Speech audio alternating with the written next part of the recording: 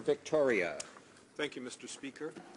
I rise with great sadness today, Mr. Speaker, to debate Bill C-51. I am sad because the Conservatives appear to be using national security as a wedge issue, using fear to divide us at the very time Canadians rightly demand non-partisan collaboration to keep us safe from very real threats and to protect the very rights and freedoms that define our precious democracy. I'm sad because it didn't need to be this way. Canadians will remember the touching speech given by our Prime Minister and all leaders of the House in the aftermath of the shooting incident in Parliament in October. On October 23rd, the Prime Minister said this, quote, "In our system, in our country, we are opponents, but we are never enemies. We are Canadians, one and all." Then he introduced this bill in a campaign-style rally away from Parliament. He used rhetoric of war, and he spoke in front of the largest Canadian flag I've ever seen.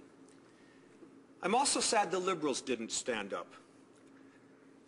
I guess they fear that they have to support a bill like this because the polls say that. And it's very difficult on the doorstep to explain their position on such a critical piece of legislation. Now, Mr. Speaker, a personal note. I do understand the very real threats to security in our country. For many years, I was legal counsel to the Security Intelligence Review Committee. I received a top-secret clearance and conducted terrorism hearings. A couple of years ago, the present Minister of Foreign Affairs, then Justice Minister, appointed me as a so-called special advocate to do national security work under the Immigration and Refugee Protection Act, where national security issues arise. I do understand the need to take action on national security. Would that we could do it with holding hands across the aisle, as we did on October 23rd. The government has simply failed to make the case for the new powers it seeks. This is a 62-page bill, another omnibus bill by the Conservatives amending a great number of statutes. It will expand the powers of CSIS dramatically, but fail utterly to strengthen oversight and review powers. Noted anti-terrorism expert and University of Toronto law professor Kent Roach told me a few days ago, we already have a dozen anti-terrorism sections in the criminal code. The government has failed over and over again to give a single example of how the amendments they seek in C-51 would be used. It's added offenses such as communicating statements that knowingly advocate or promote the commission of terrorism in general, close quote. Most lawyers I've consulted with have no idea how words like that appeared in a legal text.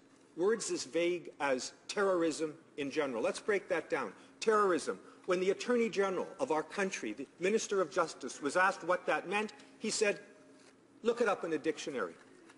Terrorism in general. What do the words in general have to do in a legal text? Under Section 7 of the Charter, unconstitutionally vague language, bound to be thrown out by the courts as soon as they get a chance to see it.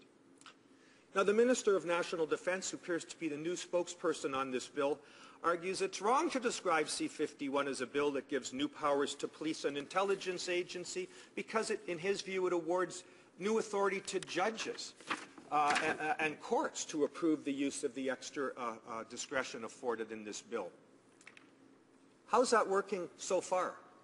Well, the Security Intelligence Review Committee in its annual report last year said, and I quote, "In one investigation, CERC had been seriously misled by CSIS," close quote. And, as my colleague from Newfoundland has reminded us, in 2013, Mr. Justice Mosley said, quote, "CSIS withheld information in a deliberate decision to keep the court in the dark," close quote. So that is in of itself very, very disturbing. The government has refused calls for more oversight of our national security apparatus. Notwithstanding that information sharing among many, many departments is now going to be permitted, despite the Privacy Commissioner of Canada's serious concerns about what that would mean as information of a very personal nature goes across the bureaucracy unimpeded. And Mr. Speaker, apparently tonight we're going to be limiting debate on this bill already. After, they're going to have 3 days to debate this important bill. And notwithstanding the fact that former prime ministers, former Supreme Court of Canada justices, and all sorts of experts have looked at this and said it's unconstitutional and should not be done, the government appears to be willing to bull ahead and probably won't even accept amendments that will be offered. This is very, very disturbing.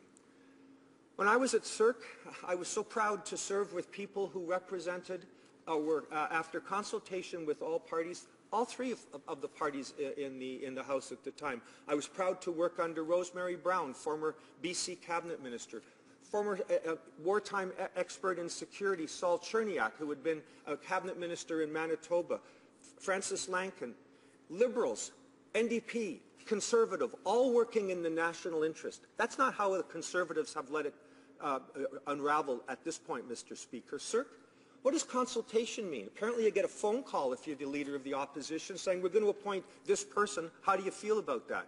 There's nobody in whom the official opposition would have any confidence in this work. And proof in the pudding is that the person who they appointed to chair this, by his own admission, with little or no vetting, is now serving time in a Panamanian jail. That is how this proud agency has been deformed. And talk about lack of money.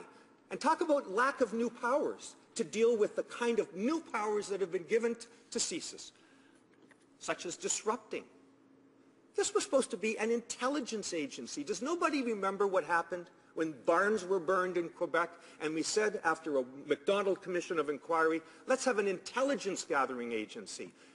CSIS is not going to be that anymore. Apparently now they're going to get the powers to disrupt, whatever that means, and to do so not only in Canada, but anywhere else they want. They're turning that agency into another law enforcement agency. That was not what was intended in CSIS. They have utterly deformed the bill. And as what my friend from Newfoundland so ably pointed out, you really have to ask what the Conservatives understand by the rule of law. They would amend Section 42 to allow, apparently, the agency to decide what is contrary to the Charter or unlawful. It's just shocking what this section would appear to do. And don't take my word for it. Read Section 12.1 as it would be amended by this statute. And apparently the service is able to take measures that contravene the Charter and other laws if it's authorized to take them by a warrant that a court would give, as if that's supposed to make us happy.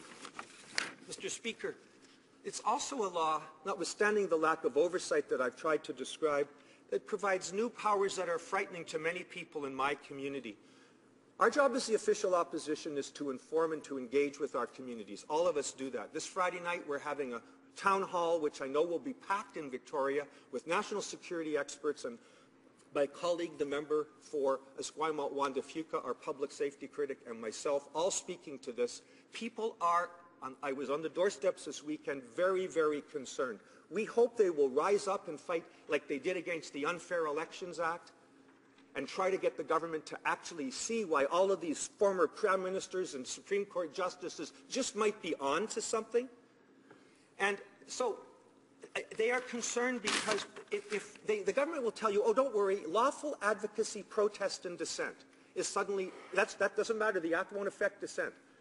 If you're blockading a road, if you're Mahatma Gandhi, if you're Martin Luther King and you're engaging in civil disobedience, that's by definition unlawful. You might be blockading a road on a mountain. Grand Chief Stuart Phillip, arrested in the Burnaby protests against Kinder Morgan. He has reason to fear. And once these powers are used against him, then of course they will spread across 16 government agencies, possibly go abroad as we share with our other intelligence agencies around the world.